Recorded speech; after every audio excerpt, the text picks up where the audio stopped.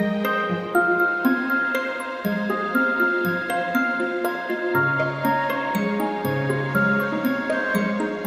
dernière fois, nous avons parlé de la prière.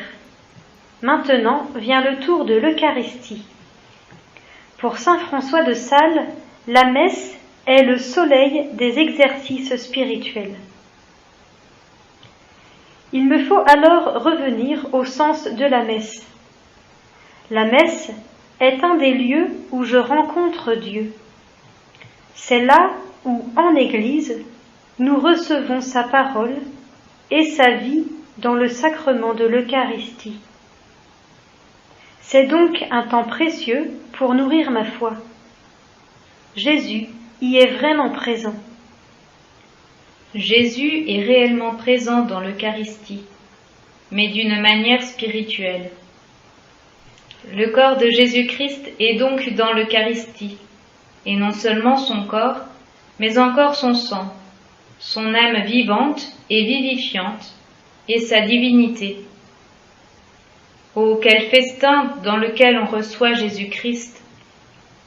Par la messe, nous revivons le don que fait Jésus sur la croix pour nous donner la vie.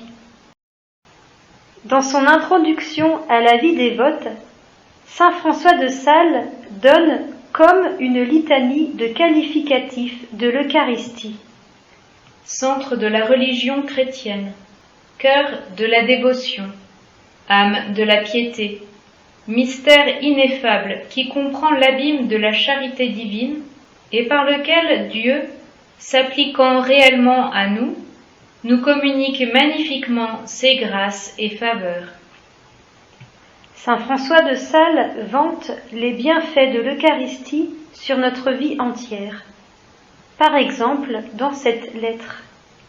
L'expérience m'a fait toucher, depuis 25 ans que je sers les âmes, la toute-puissante vertu de ce divin sacrement pour fortifier les cœurs au bien, les exempter du mal, les consoler et en un mot, les diviniser en ce monde. Il invite donc ses lecteurs et auditeurs à communier souvent.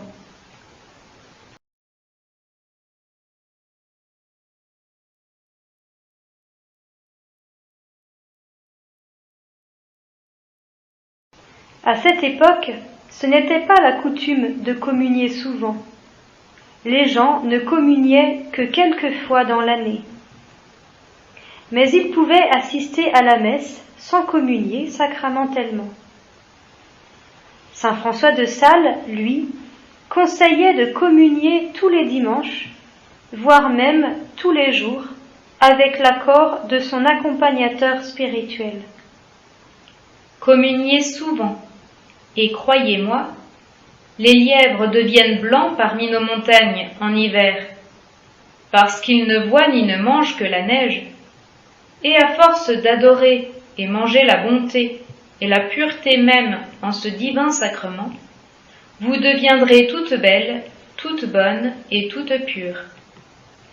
Même si les notions en science de notre saint sont inexactes, l'image, elle, reste claire pour nous expliquer que Dieu veut nous transformer en lui.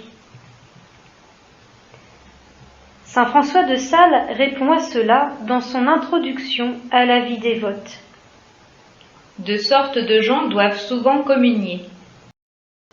Les parfaits, parce qu'étant bien disposés, ils auraient grand tort de ne point s'approcher de la source et fontaine de perfection, et les imparfaits, afin de pouvoir justement prétendre à la perfection. Les forts, afin qu'ils ne deviennent faibles, et les faibles, afin qu'ils deviennent forts. Les malades, afin d'être guéris, les saints, afin qu'ils ne tombent en maladie. Et que pour vous, comme imparfaites, faibles et malades, vous avez besoin de souvent communiquer avec votre perfection, votre force et votre médecin. Donc, si j'ai déjà fait ma première des communions, j'en suis toujours digne. Il est quand même nécessaire de se confesser avant si j'ai commis un péché grave.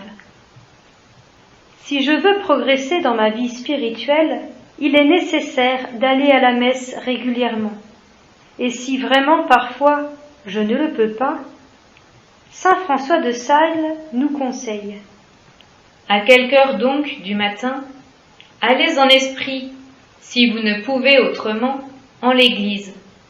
Unissez votre intention à celle de tous les chrétiens. Je peux alors communier spirituellement, comme nous l'avons expérimenté pendant la pandémie.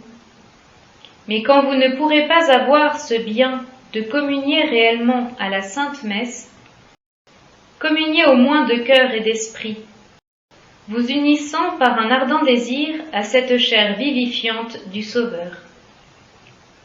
Communier souvent est une grande grâce, mais je dois bien m'y préparer. Saint François de Sales détaille cette préparation. Dès la veille, il recommande d'y penser. Commencez le soir précédent à vous préparer à la Sainte Communion par plusieurs aspirations et élancements d'amour. Et le matin, en me levant, le matin, levez-vous avec grande joie pour le bonheur que vous espérez. Allez avec grande confiance, mais aussi avec grande humilité, prendre cette viande céleste qui vous nourrit à l'immortalité.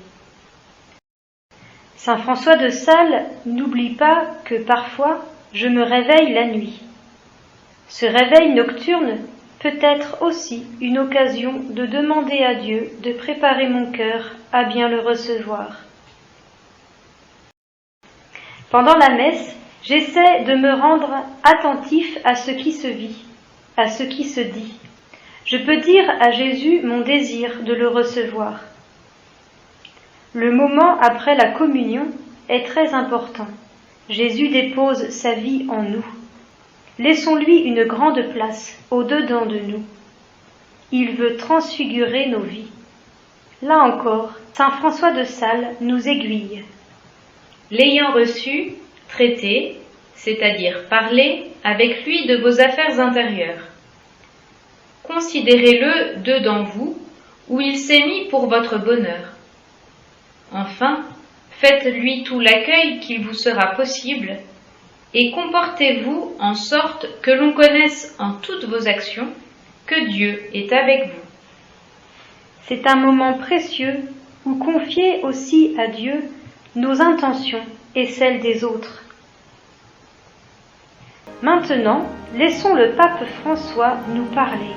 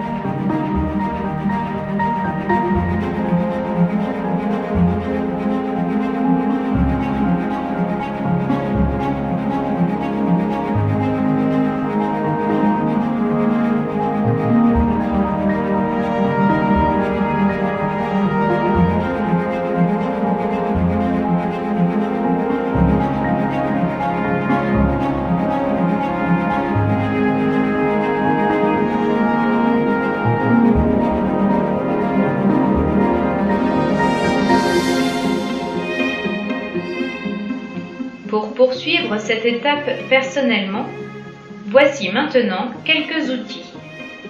Pour prier avec la Bible.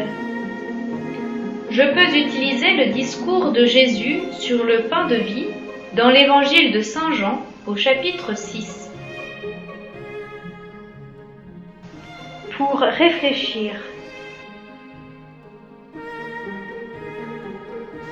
Est-ce que j'aime participer à la messe ? Pourquoi ? Qu'est-ce qui m'empêche d'y aller ? Comment y remédier ? Qu'est-ce qui m'aide à y aller ?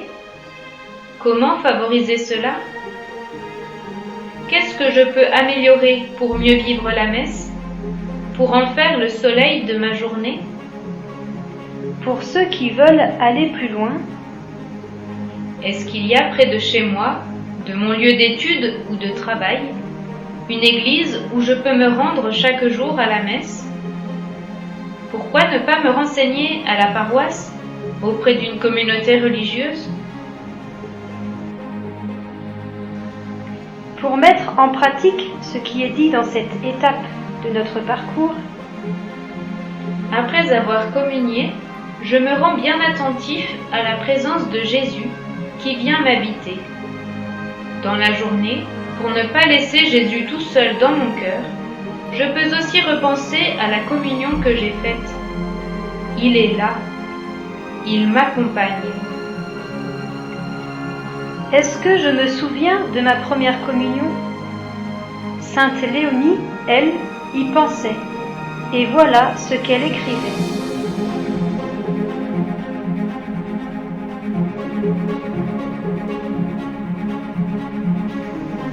Nous vous donnons rendez-vous la semaine prochaine pour notre 4e étape.